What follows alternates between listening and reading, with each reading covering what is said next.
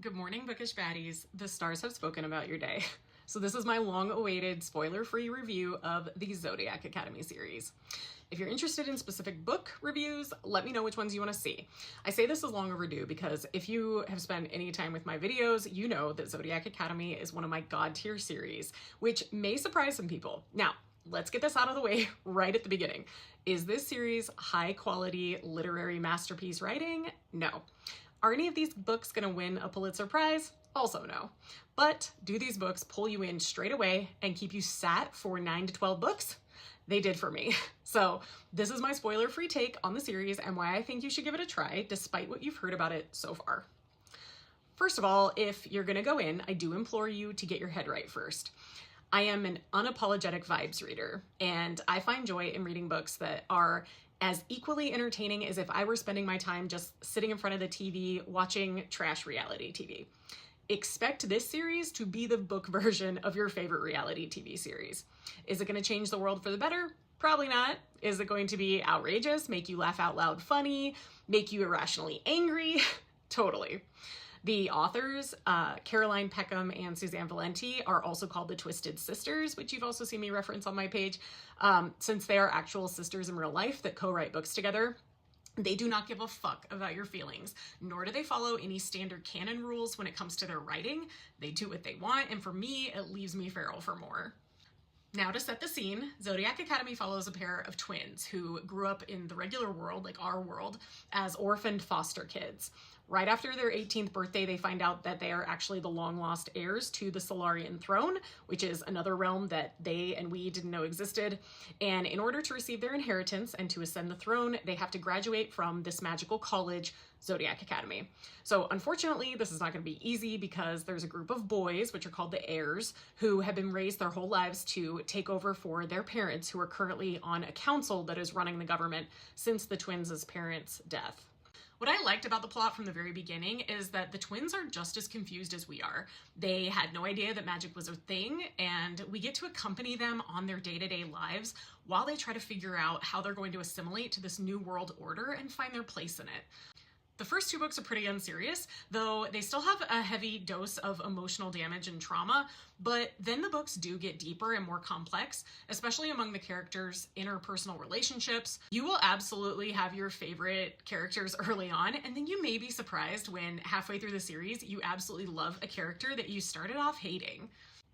There are all manners of shifters in this book, including werewolves, dragons, vampires, sirens, and dozens more. Each of the characters also has their own elemental powers, or they have more than one elemental power, which makes for an easy understanding of the magic system, which again is also tied to the Zodiac. And it makes the combinations of powers or working together such a great addition to the storyline. This is true enemies to lovers. So if you like that, I think this is one of the best ways that enemies to lovers is done.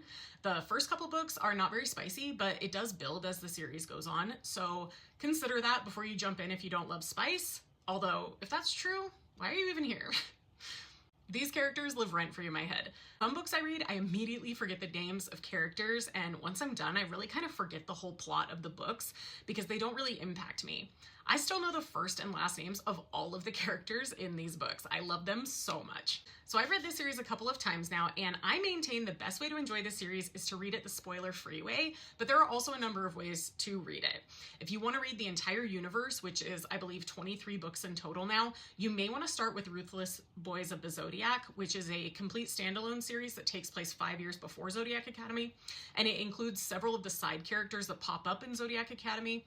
But as I mentioned, there are a couple of minor spoilers in that reading order, so that's not what I recommend, even though it will give you a little bit more insight into some of these characters. They're more side characters. I just think there's something really important about starting out with the twins, just as confused and naive to the world of Solaria as they are, that really packs a punch. Also, fair warning that Ruthless Boys of the Zodiac is a reverse harem trope, so if you don't love reverse harem or why choose, that is not going to be the series for you. One of my favorite book talkers, Jamie Johnson, has a detailed reading order that includes the first 3 books of Zodiac Academy, followed by The Ruthless Boys, and then returns to Zodiac Academy and includes chapters from the optional novellas. She has a chronological order list as well posted to her page. So if you want to read it in timeline order, just know that there will be spoilers and some of them are pretty major. While I did follow her preferred Solaria-wide reading order on my second time through, I prefer just sticking with Zodiac Academy on your first time through the series. I have a friend, though, who read it my way, and she said she would have preferred the complete story way more than my suggested way, so it's totally up to you how you do it. I do prefer to extend the heartbreaking and pining as much as possible, though, so if you're not a huge fan of that, maybe choose another reading order than what I have listed. Okay, so getting back to Zodiac Academy. I'm going to list the reading order that I think gives you the most bang for your buck and also ends up being the most devastating emotionally while avoiding spoilers. In terms of the novellas, I do think they provide some fun additional context, but I don't think they're required reading for the 9-book experience, at least the first time through.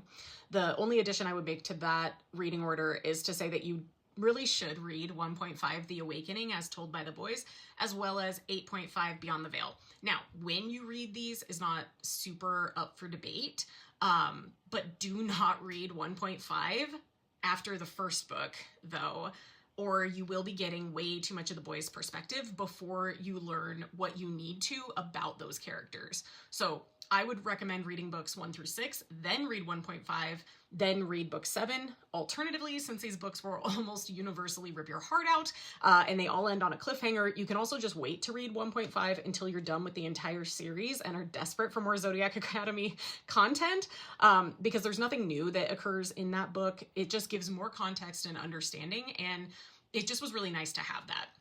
So that said, there is no way the first time I read the series that I would have been able to stop after any of these books to go back and read anything else before I moved on to book 7, especially a retelling of the same story that we already know, but it's totally up to you. Books 8, Sorrow and Starlight, and book 8.5, Beyond the Veil, are also the same books, the same content, but the latter is told from the perspective of the dead. So you can also read these books in tandem. There's a couple reading orders on TikTok and Reddit for how best to tandem read them.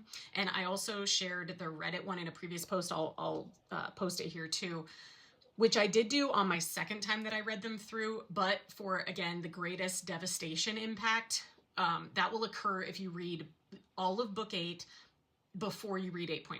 So then finish the series with book 9 and you finally find the peace and resolution that you've been looking for over the past 9 books. Much of the rest of the story I can't really comment on without including some spoilers, but expect that you will be surprised over and over. These characters suffer. They suffer each other, they suffer their circumstances, and they suffer from miscommunication and bad timing in the most heartbreaking of ways. This series took a chunk out of my heart, and I know I will never get it back, but I don't even want it back. It is one of those experiences that alters your brain chemistry, and the only way out is through. Yes, the bad parts are bad, but the good parts completely redeem the rest for me. So let me know, are you gonna give Zodiac Academy a try?